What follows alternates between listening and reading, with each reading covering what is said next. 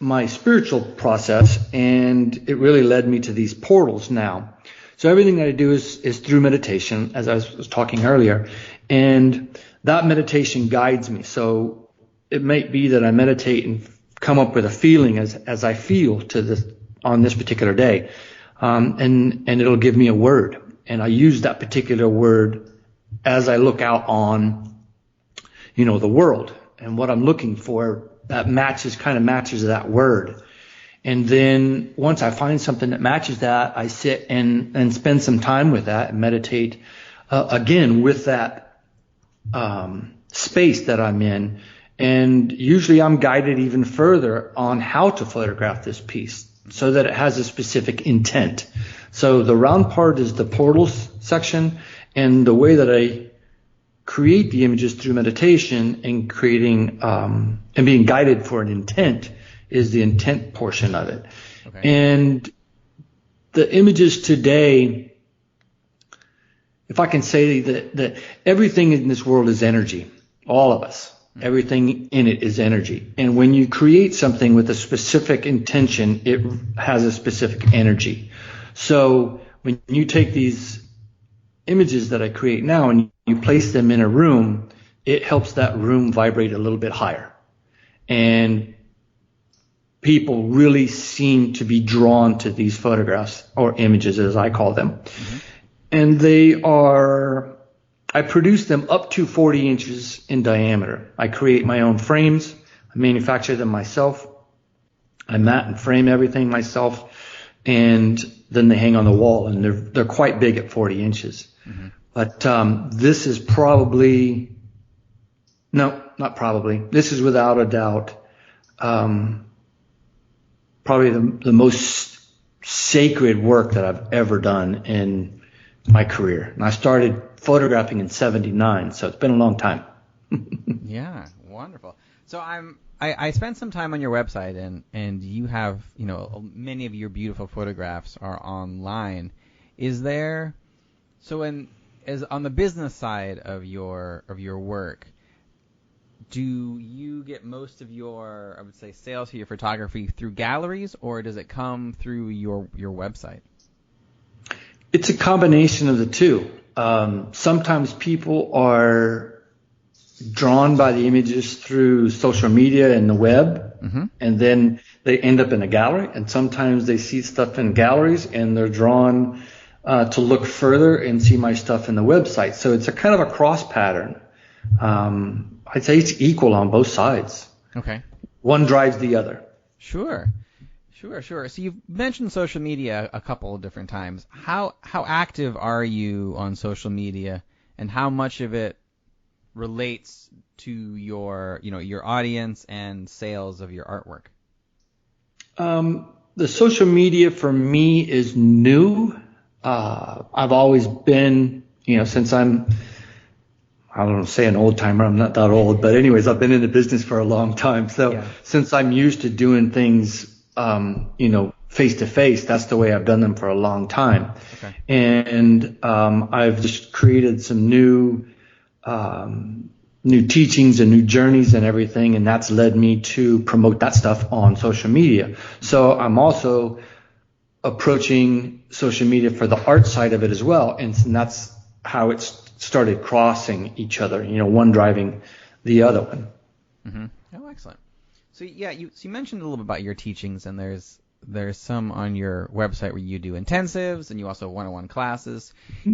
What types of things do you teach, and what's like a one-on-one session with Dave? What is that like? It all depends on the person, on the individual, and where they are and their growth as a photographer or as a spiritual person. Either side of that. Some people get hung up on spirit when I say spirit. Sure. I can easily say that treat it as your intuition. We all have a gut feeling. We all have an intuition. We're driven by something that is much greater than us. And I'll say that I call it spirit. Some people call it source. We're all connected to each other. We're all energy. And there's something bigger than us that drives us. So as far as the teachings are concerned, a one-on-one with somebody could be as easy as teaching them how to use their camera. They're new. They want to learn how to use it. It could be an in-depth conversation of, how to create imagery with intent, what that means. It could be the association between the camera functions and our functions. So I call what I teach an in-depth exploration between the camera functions in creating a perfect exposure and our functions in creating a perfect balance for ourselves. And there's associations with those two that link to each other. So if you learn them that as they relate to each other, then you can walk through your photographic creation spiritually, and you can walk through your spiritual path creatively through your photography. Kind of, again, it crosses. Oh, great. So if when you speak to new students, and it sounds like you do, what types of advice do you give them about putting yourself out there and kind of overcoming the fear of being more vulnerable in their art? Well, first thing I tell almost everybody, and this is due to how we're raised in society today. We're so fast. We society moves so fast today, and people are not slowing down and really paying attention to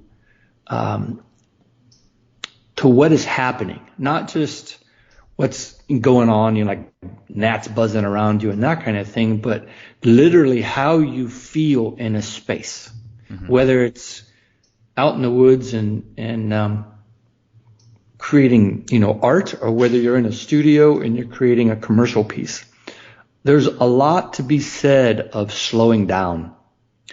And a lot of our anxiety that we have is because we're going so fast that we're not really sure where we are, in a space. So slowing down and being comfortable in that space and understanding what it feels like and moving forward slowly takes away a lot of the fear and anxiety.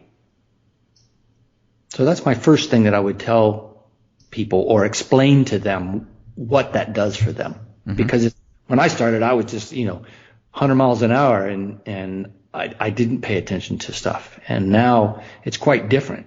And it's much more peaceful. Sure. Wonderful.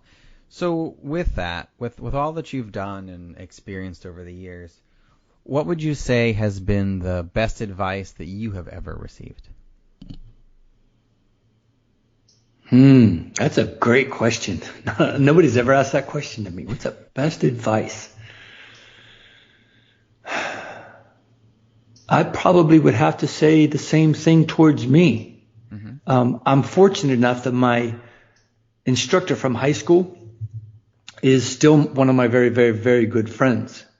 And he's more of he's always been more of a Zen person. Okay.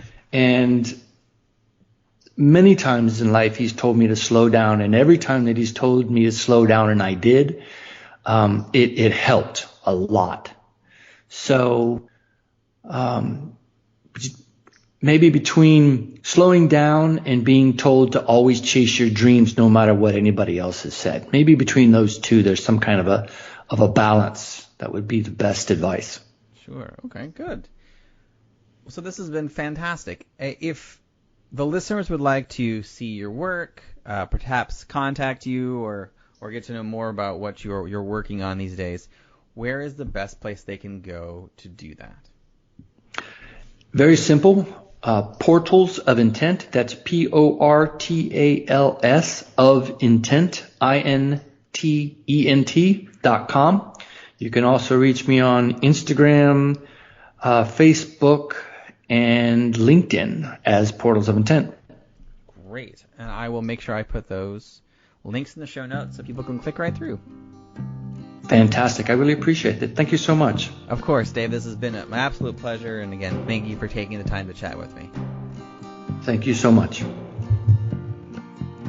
Thank you for listening to another episode of the Advance Your Art podcast. If you like this episode, please go into iTunes and give us a 5-star rating. And while you're there, hit the subscribe button so that every single time I release a new episode, it will go directly to you without even thinking about it. If you're interested in hearing older episodes, please go to advanceyourart.com where you can find the catalog of everything I've done so far, as well as contact information and projects I'm working on. Thank you again, and have a great day.